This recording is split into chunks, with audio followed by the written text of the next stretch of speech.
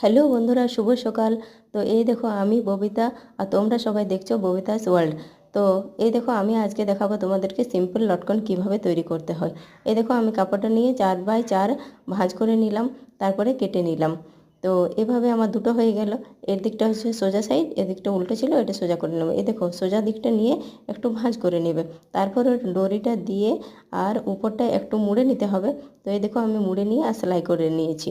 তো এরকমভাবে সিম্পল ভাবে তৈরি হয়ে যাবে সিম্পল লটকন। তো এভাবে দুটোই করে নিলাম। এ দেখো পানের মতো হয়ে যাবে। তো এই দেখো পানের মতো হয়ে গেল, এটা এবার উল্টে নিলেই হয়ে যাবে লটকন তৈরি। আর ডরিটা তোমরা বানাতে যে যা জানো না, আমি পরের ভিডিওতে তোমাদেরকে দেখাবো। তো আমার ভিডিও ভালো লাগলে অবশ্যই লাইক করো, কমেন্ট করো আর সাবস্ক্রাইব করে দিও। আমার ভিডিও দেখে তোমরা অনেক কিছু শিখতে পারবে। আর আমি খুব তাড়াতাড়ি শুরু করছি অনলাইন ক্লাস। যারা যারা করতে চাও দেখো, ফ্রিতে শিখে যাবে।